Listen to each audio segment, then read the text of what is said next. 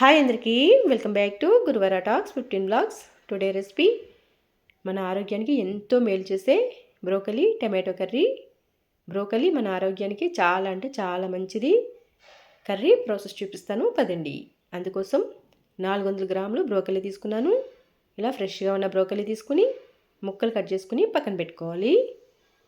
Broccoli మన ఆరోగ్యానికి చాలా అంటే చాలా మంచిది. అధిక విటమిన్స్, మినరల్స్ కలిగి ఉంటుంది. అధిక పోషకాలు కలిగిన బ్రోకలీ మనం నెలకొకసారైనా ఆహారంలో తీసుకోవడం చాలా అంటే చాలా మంచిది. మన హార్ట్ సమస్యలు తీసివేస్తుంది, బీపీ తగ్గిస్తుంది. అధిక పోషకాలు కలిగి ఉంటుంది. విటమిన్ కే, కాల్షియం, ఫైబర్ అధికంగా కలిగి ఉంటుంది. ఈ బ్రోకలీ ఆరోగ్యానికి చాలా అంటే చాలా మంచిది. కర్రీ రూపంలో అయినా, ఫ్రై అయినా, సలాడ్స్లో అయినా ఎలా చేసుకున్నా సరే బ్రోకలీని నెలకొకసారి తీసుకోవడం చాలా మంచిది. ఇలా ముక్కలుగా కట్ చేసుకుని పక్కన పెట్టుకోవాలి. చూడండి, ఇలా ముక్కలు కట్ చేసుకుని పక్కన పెట్టుకోవాలి. ఇప్పుడు స్టవ్ ఆన్ చేసి ఒక గిన్నెలోకి 1 లీటర్ వరకు వాటర్ వేసి వాటర్ని ఒక 5 మినిట్స్ స్టవ్ హైలో పెట్టి మరిగించాలి. వాటర్ మరగడం కోసం గిన్నె పైన మూత పెట్టి మరిగించాలి.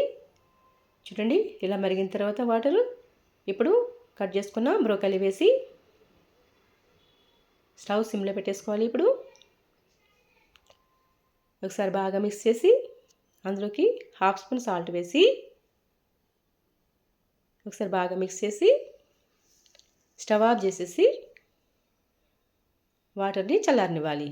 ఎక్కువసేపు ఉడకాల్సిన అవసరం లేదు. వాటర్లో జస్ట్ వేడి నీళ్ళలో అలా ఉంచితే సరిపోతుంది. ఇప్పుడు మసాలా ప్రిపేర్ చేసుకుందాం. అందుకోసం మిక్సీ జార్ తీసుకుని అందులోకి 1 స్పూన్ జీలకర్ర, 1 స్పూన్ ధనియాలు, 1 ఇంచ్ దాల్చిన చెక్క, 2 లవంగాలు, 2 ఇలాచీలు, కొంచెం షాజీరా, 1 ఇంచ్ అల్లం ముక్కలు, అల్లం, 4-5 వెల్లుల్లిపాయ రెమ్మలు ఇవన్నీ వేసి మిక్సీ జార్ మూత పెట్టేసి ఇలా పేస్ట్లా చేసుకుని పక్కన పెట్టుకోవాలి. ఇప్పుడు బ్రోకలీ కూడా చల్లారిపోయింది. చూడండి, ఈ బ్రోకలీని వాటర్లో తీసేసి వేరే గిన్నెలోకి ట్రాన్స్ఫర్ చేసేసుకోవాలి. చూడండి, బ్రోకలీ త్వరగా ఉడికిపోతుంది. ఆరోగ్యానికి చాలా అంటే చాలా మంచిది. ఇప్పుడు స్టవ్ ఆన్ చేసి కళాయి పెట్టి కళాయి వేడెక్కాక 50 ml వరకు ఆయిల్ వేసి ఆయిల్ వేడెక్కాక 2 పచ్చిమిరపకాయలు పొడుగ్గా ముక్కలు కట్ చేసుకుని వేయాలి. స్టవ్ మీడియం ఫ్లేమ్లో పెట్టుకుని ఫ్రై చేయాలి. ఇప్పుడు కొంచెం కరివేపాకు కూడా వేసి ఫ్రై చేసి ఇవన్నీ లైట్గా ఫ్రై అయిన తర్వాత ఒక పెద్ద ఆనియన్ పొడుగ్గా ముక్కలు కట్ చేసుకుని వేయాలి. ఆనియన్ ముక్కలు లైట్ బ్రౌన్ కలర్ వచ్చేంత వరకు బాగా ఫ్రై చేసిన తర్వాత ఒక టమాటో చిన్న ముక్కలుగా కట్ చేసుకుని వేయాలి.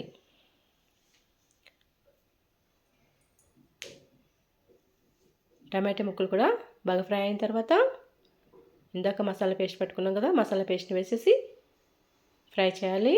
మసాలా పేస్ట్ పచ్చివాసన పోయేంత వరకు బాగా ఫ్రై చేసి మసాలా పేస్ట్లోంచి ఆయిల్ పైకి వచ్చేంత వరకు ఫ్రై అయిన తర్వాత అందులోకి 1 స్పూన్ సాల్ట్, 1 టీ స్పూన్ కారం, 1/2 స్పూన్ పసుపు వేసి బాగా ఫ్రై చేయాలి.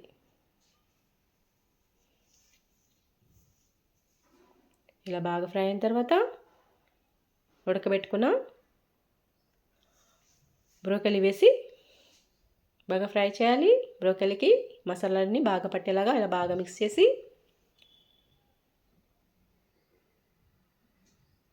బ్రోకలీ ఎక్కువసేపు ఉడకాల్సిన అవసరం లేదు. జస్ట్ కొంచెం సేపు ఉడికితేనే సరిపోతుంది. త్వరగా ఉడికిపోతుంది అనమాట. కరెక్ట్గా 10 మినిట్స్ పడుతుంది కర్రీ తయారు చేయడానికి. ఇలా బాగా మిక్స్ చేసిన తర్వాత మిక్సీ జార్లో కొన్ని వాటర్ వేసేసి ఆ వాటర్ని కర్రీలో వేసేయాలి. వేసి ఒకసారి బాగా మిక్స్ చేసి కళాయి పైన మూత పెట్టేసి ఒక 5 మినిట్స్ స్టవ్ మీడియం ఫ్లేమ్లో పెట్టుకుని ఉడకనివ్వాలి. 5 మినిట్స్ తర్వాత చూద్దాం. చూడండి, దగ్గరికి అయిపోయింది కదా కర్రీ. ఇప్పుడు ఒకసారి బాగా మిక్స్ చేసి పైన కొత్తిమీర చల్లేయాలి. కొత్తిమీర చల్లేసి పైన మూత పెట్టి 5 మినిట్స్ స్టవ్ సిమ్లో పెట్టి ఉడకనివ్వాలి. 5 మినిట్స్ తర్వాత స్టవ్ ఆఫ్ చేసేసి చల్లారనివ్వాలి. ఇప్పుడు ఒకసారి బాగా మిక్స్ చేసి సర్వింగ్ బౌల్లో తీసేసుకోవాలి.